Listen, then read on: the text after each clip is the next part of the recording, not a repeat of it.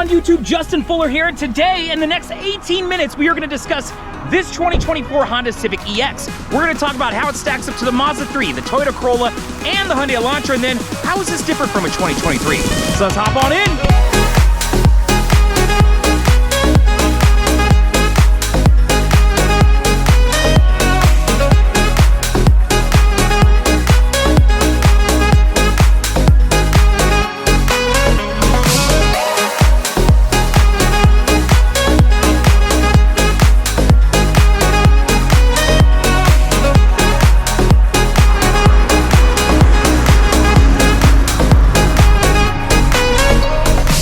Guys, so before we jump up to the very front of this car and start talking about what's under the hood and the miles per gallon and the the leg space and the cargo space and all those things, I want you to understand where this car lives in the trim levels of Honda, right? So this is an EX model. So your starting base model is going to be your LX. Now above that is a Sport. Both of those are going to have the exact same engine type. When you get to the EX, this is where things are going to change a little bit. So this is the third model up. The only thing above this is going to be a touring model. So I want you to understand that there's 4 different trims, and this is the second from the top. So with that said, let's hop in and talk about what's underneath the hood.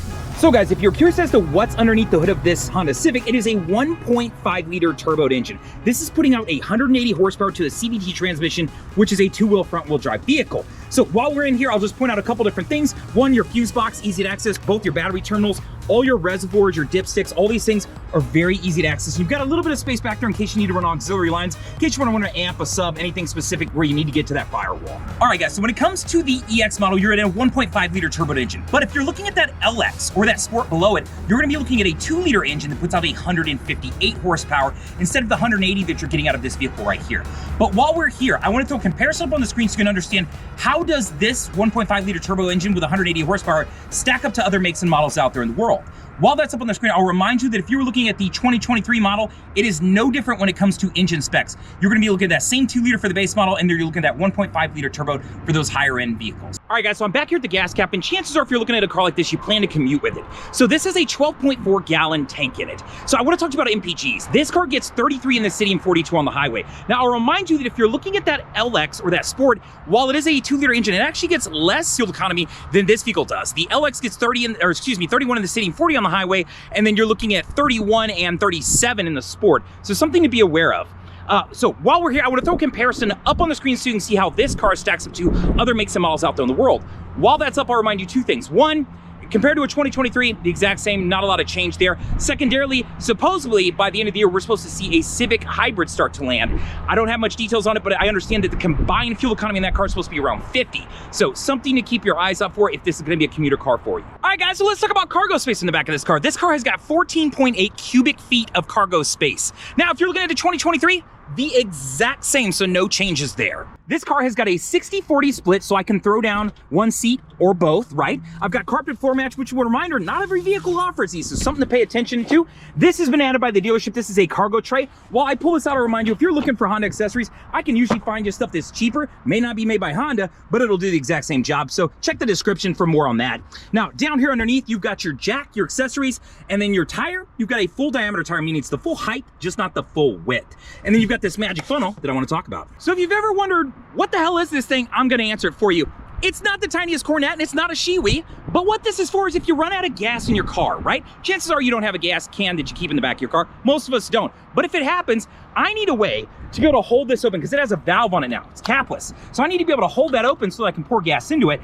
That is what the function of this little thing is. Now, while I'm back here putting this little item away, I also want to point out that if your gas door ever gets stuck, understand there's a cord right here that you can pull to help pop that open. So just something to be aware of. All right, guys, so before we leave the back end of this car, I want to do a comparison. I want you to understand how does the 14.8 cubic feet of space in this car stack up to other makes and models out there in the world. So I'm going to throw that up on the screen so that you can check it out. Now, a reminder, the 2023 has the exact same 14.8 cubic feet. So if you're comparing the two, understand you could get the 23 and get the exact same thing out of it. Now, if you're thinking, what if I moved up to an Accord, right? What if I wanted to go to its big brother, right? You'd be looking at 16.7 cubic feet compared to the 14.8 that's in this vehicle right now. So there is a considerable difference, but it's not ginormous.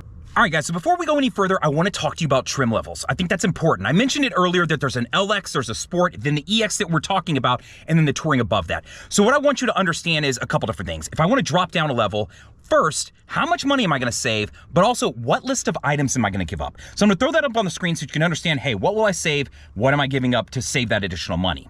Now, while we're talking about that, I wanna also talk about going the other way of, hey, well, if I'm looking at the EX and I'm like, you know what, maybe I wanna buy the top dog. I wanna get all the bells, all the whistles. One, how much extra is that gonna cost me? And then two, what is the list of additional items that I'm gonna get? So I'm gonna throw that up on the screen as well so you can really understand, hey, depending on where I wanna be, how much is it gonna cost me and what am I gonna gain or lose from doing so? All right, guys, so here we are in the second row of this Honda Civic EX, which has a nice cloth interior, almost a neoprene finish to it. If you were looking for that leather, you're gonna wanna jump up to that touring model, or that would be something when you're gonna add after the fact, right? You're gonna talk to a third-party company to do.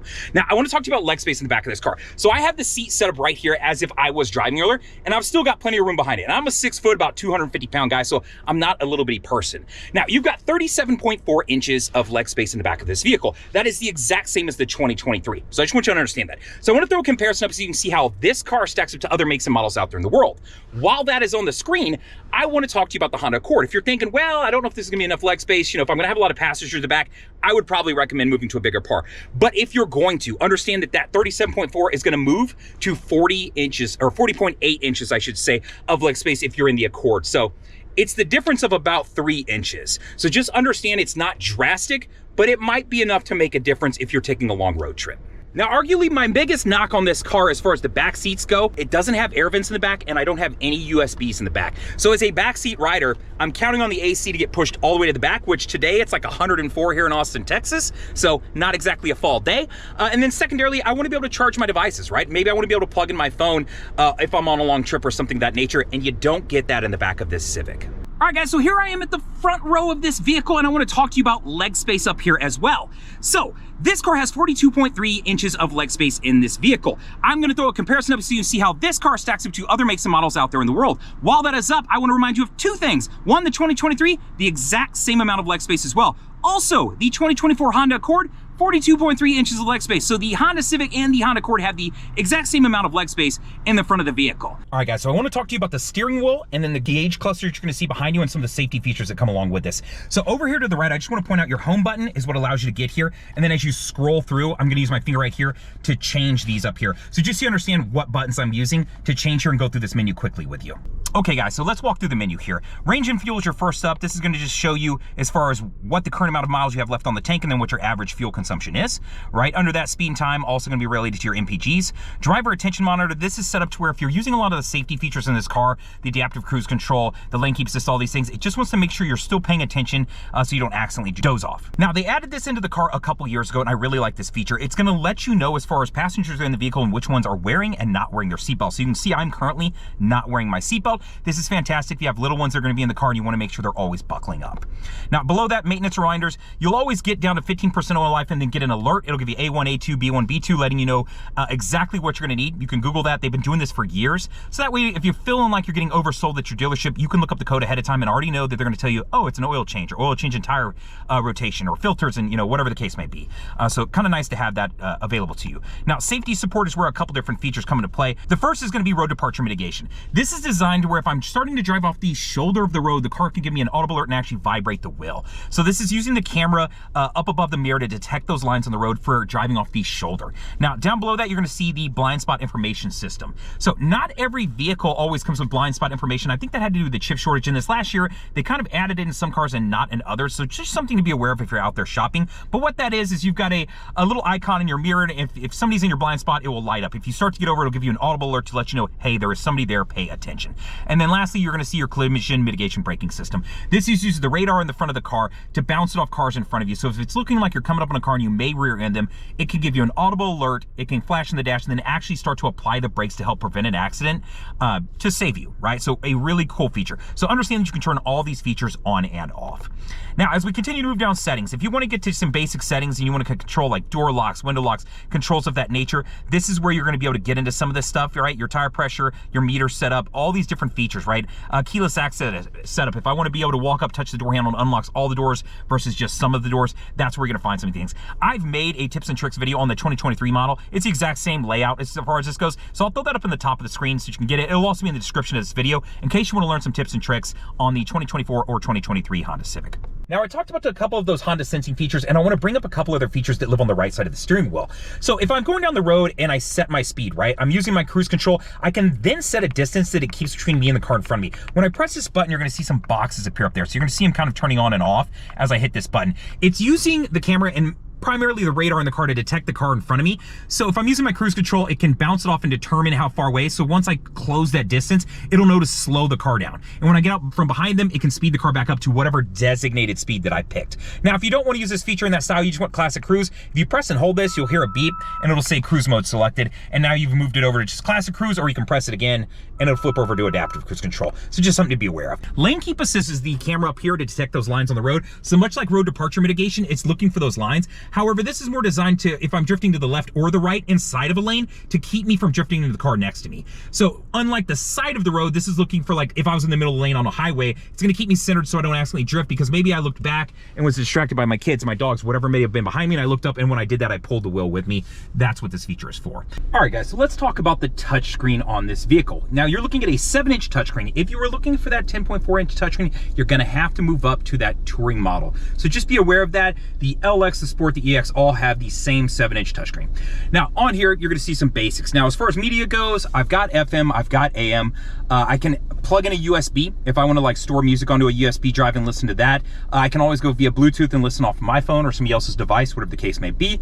And then I'm back to my same options, right? So FM, AM, USB, and Bluetooth. Now, the alternative to that is gonna be Apple CarPlay or Android Auto. If you wanna take advantage of those, this is a wired connection in this car, so understand you're gonna have to plug their phone in. Now, if you're looking to maybe purchase this car, but you really don't want that wired connection, understand there's dongles and different things out there that will allow you to plug that in and then use it via wireless. If you've never seen one, I'll actually throw a link up in the screen so you can check it out. I reviewed one recently that's, I wanna say, right around 60 bucks. So not a bad deal if you're looking for that kind of setup. All right, guys, so I've gone ahead and connected up my phone to the car via the USB cable in the front here, and now you can see that my Android Auto is running. So I use a Google Pixel 7, so just to show you kind of what this looks like. Now, understand there's a lot of different things that you could do. If you're not familiar with Apple CarPlay, Android Auto, no big deal. Understand that what it does is it gives you the ability to pull some of those apps from your phone onto the touchscreen and use them directly on your screen. It just makes it a little bit easier to where you're not picking up your phone, you're not messing with stuff. So as far as like listening to music, using navigation, things like that, it makes it very simple. So you can see in here, I've got some basic apps in here that I use: Spotify, Waze, Google Maps, YouTube Music, just some basic stuff, WhatsApp, my team setup, and all these different things. So up here at the top, you're gonna see a couple different things. One, I've set up a contact, right? So I can, hit that button and it'll call my Google phone number. It's the phone number you'll find in the description. So if you ever had a question, you could shoot me a text or give me a call. More than happy to talk with you. The secondary one that I've got set up here is to direct me to the nearest gas station. So if you're ever out and you're like, oh crap, I'm running low on gas, it's nice to not have to hit maps or like use the voice command to do all those things. I can literally just hit this prompt. It'll then fill in the prompt for me and then show me the nearest gas station, and then I can hit directions and it'll take me there. So it's kind of nice to have that shortcut set up.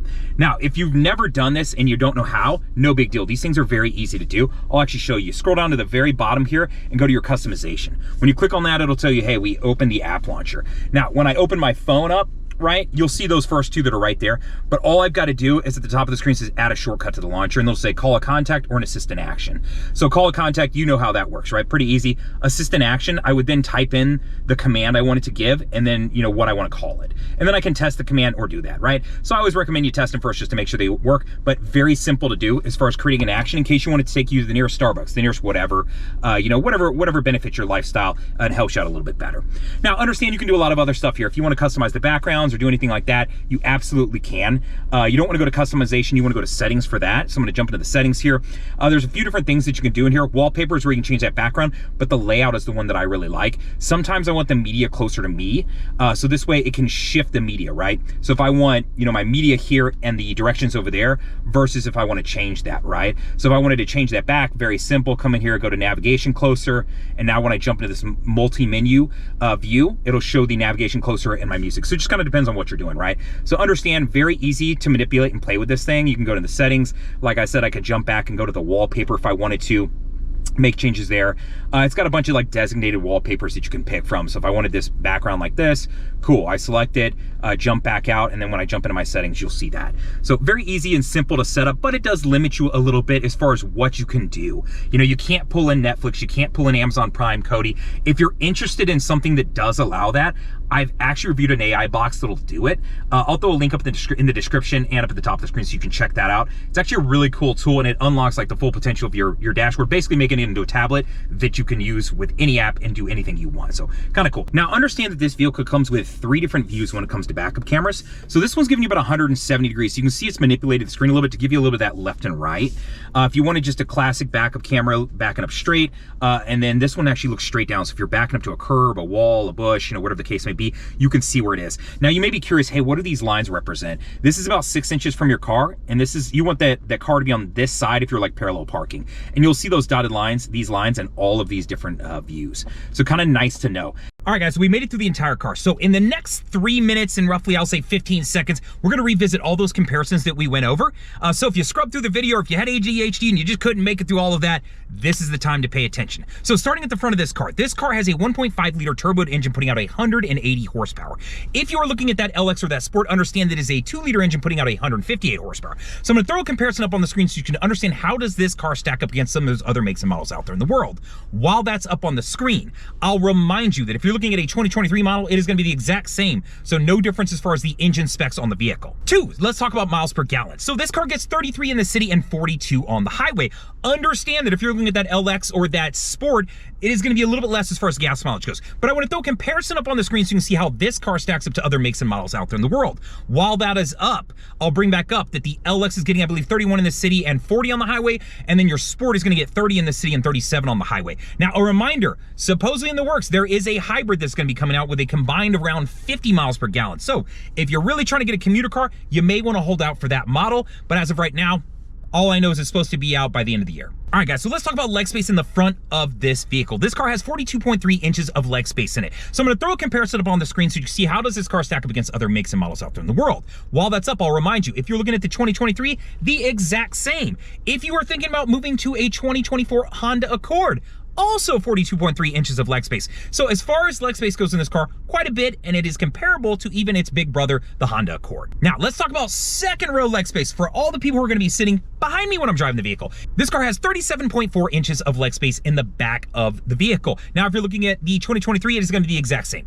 So let's throw a comparison up on the screen so you'll see how this car stacks up to other makes and models out there in the world. While that's up, I'll remind you, hey, if you're thinking still, maybe I want an Accord, maybe I want a Civic, I'm not really sure. Understand in the back of the Honda Accord, it's 40.8 inches of leg space. So about 3 inches different, nothing dramatic. If you were thinking maybe I'm looking at a CRV, that one's only got 41 inches of leg space. So both of those cars are fairly close to the same, and this one's at 37.4, so very close within 3 inches of leg space. Now, to the very back of the vehicle, let's talk about cargo space. This car has 14.8 cubic feet of cargo space in the very back end of the vehicle. It does have that 60-40 split, which is nice if you need to put a snowboard in, a baseball bag, a golf clubs, whatever the case may be, but understand that's what you're working with. If you're thinking about a 2023, it is the exact same. If you're thinking of the Honda Accord as an alternative, 16.7 cubic feet of space back there, so it's the difference of a couple cubic feet. So nothing drastically different. The Civic has tended to grow with age and time, and the Accord is not growing as much because it's already big, right? So it's just something to remember. If you're thinking of a Civic 10 years ago, it's not what it is today, just something to be aware of.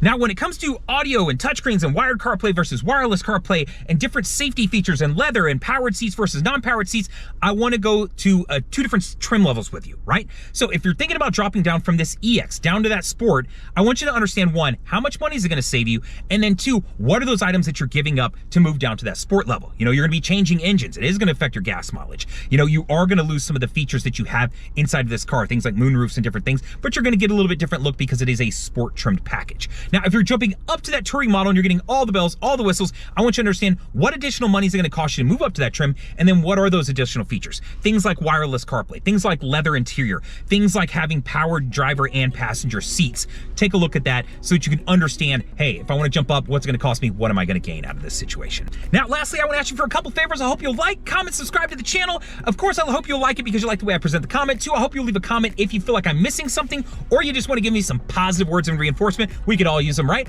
Or if there's something you want to add, a cool tip or trick, or maybe something that you noted in the video or in a comparison to another vehicle, I would love to hear about it. And then lastly, I hope you'll subscribe to the channel so when I comes out with videos like this, you have the opportunity to receive them. So I hope you'll like, comment, subscribe, and then I hope you'll share the video. If you have a friend who's looking at a Civic or comparing it to maybe that Elantra, or maybe they're looking at a Corolla, hopefully you'll share this with them so they can get us a better understanding for how this car stacks up against other makes and models out there in the world. Other than that, I want to say appreciate it, guys.